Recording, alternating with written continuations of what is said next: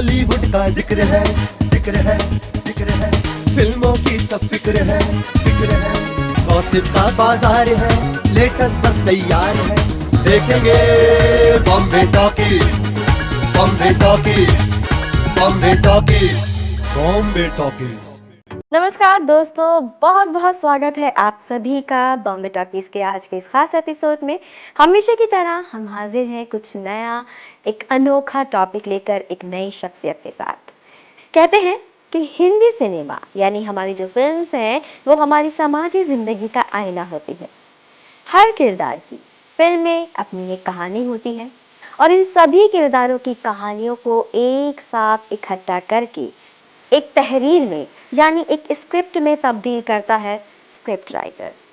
जी हाँ, आज अपने इस प्रोग्राम में हम ऐसे ही महान स्क्रिप्ट राइटर को दिलो जान से याद करेंगे जिन्हें first writer of Hindi cinema का शर्फ हासिल है। यस, हम बात कर रहे हैं जनाब अबरार अलवी साहब। बीए की डिग्री हासिल करने के बाद ख्वाबों की दुनिया में यानी मुंबई चले आए। दरअसल अबरार साहब को अदाकारी यानी एक्टिंग का बहुत ज्यादा शौक था और एक्टिंग में ही अपनी किस्मत आजमाने वो मुंबई नगरी आए थे। लेकिन किस्मत को तो कुछ और ही मंजूर था। 1953 में फिल्म बास के सेट पर अबरार साहब की मुलाकात हुई गुरुदत्त साहब से। उस वक्त गुरुदत्त साहब जो कि मशहूर अदाकार थे, डायरेक्टर थे, वो अपनी फिल्म का एक सीन फिल्मा रहे थे जिसे फिल्माने में काफी देर से उन्हें कुछ परेशानी पेश आ रही थी। तब अबरार साहब ने उनकी मदद की और अपने मशवरे से उस सीन को बेहद आसान कर दिया। उनके इस मशवरे से, इस टैलेंट से गुरुदत्त साहब इतना मुतासिर हुए कि फौरन उन्हें अपनी अगली फिल्म आर पार की स्क्रिप्टिंग के लिए साइन कर लिया। अबरार साहब ने गुरुदत्त के लिए मिस्टर एंड मिसेस 55, प्यासा, कागज के फूल, चौधरी का चांद और साहब बीबी और गुलाम जैसे सुपरहिट फिल्म्स में डायलॉग्स और स्क्रीन प्ले लिखे। न सिर्फ काम काजी बल्कि जाती जिंदगी में भी अबरार साहब और गुरुदत्त साहब के दरमियान अच्छी खासी दोस्ती हो गई थी। जब फिल्म कागज के फूल नाकाम साबित हुई और इस वजह से गुरुदत्त साहब बुरी तरह से टूट चुके थे, तब अबरार साहब ने उन्हें संभाला और गुरुदत्त साहब का खोया हुआ सम्मान वापस दिलाने के लिए फिल्म साहब बीबी और गुलाम बनाने का फैसला किया।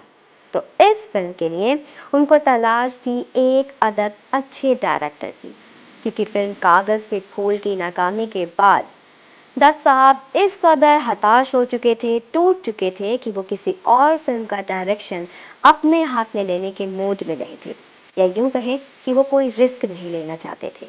तब इस फिल्म के डायरेक्शन के लिए सबसे पहले उस वक्त के महान डायरेक्टर सत्येंद्र बोस और नितिन बोस को अप्रोच किया गया, लेकिन दोनों ने किसी वजह से इनकार कर दिया और तब अबरार साहब ने खुद ये फिल्म डायरेक्ट की।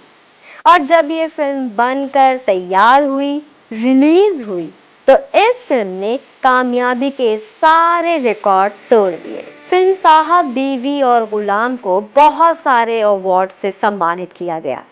President silver medal award, best movie के फिल्म फेयर अवार्ड से भी इसको सरफराज किया गया। अबरार साहब ने अपने पूरे फिल्मी करियर में बस यही एक इकलौती फिल्म डायरेक्ट की थी जिसके लिए उन्हें बेस्ट डायरेक्टर के फिल्म फेयर अवार्ड से नवाजा गया। अबरार साहब 1950 और 60 की दहाई के उन महान क्रिएटिव राइटर्स में से एक थे जिन्होंने अपने स्क्रिप्ट में ऐसे ऐसे डायलॉग्स शामिल किए जो कि क्रिएटिव राइटिंग के मयार पर खरे उतरते।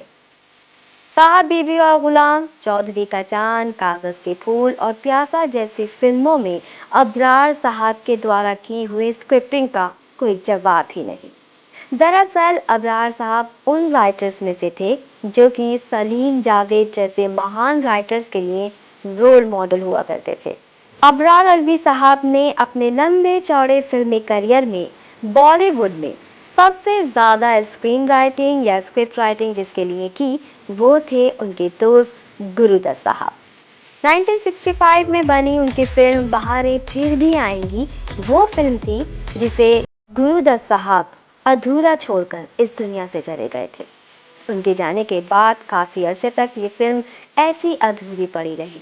लेकिन उसके बाद उनके दोस्त अबरार साहब ने अपने दोस्त गुरुदत्त की आखिरी निशानी मानते हुए इस फिल्म को पूरी शिद्दत से धर्मेंद्र अदाकार के साथ मिलकर पूरा किया और अपनी मेहनत, अपनी कंट्रीब्यूशन, अपनी लगन से ना सिर्फ इस फिल्म को पूरा किया बल्कि बेहद कामयाब भी बनाया।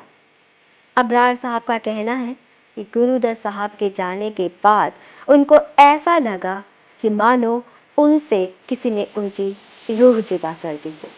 ऐसी गहरी दोस्ती, ऐसा गहरा याराना और उससे बड़ी बात, एक दूसरे पर अंधा यकीन आज के टाइम में देखना नामुमकिन है। हिंदी सिनेमा का वो खूबसूरत यादगार वक्त, वो दौर जब फिल्म मेकर्स अपना पूरा भरोसा एक स्क्रिप्ट राइटर के हाथों सौंप दिया करते थे कि ये हमारी फिल्म को ब्लॉकबस्टर बनाएगा और फिर वो राइटर अपना 100% देकर उनके भरोसे की लाज रखता था। वो कल हमारे आज के लिए एक बहुत उम्दा सबक है और अबरार अलवी साहब जैसे महान राइटर्स हमारी आज की नौजवान पीढ़ी के लिए एक रोल मॉडल है।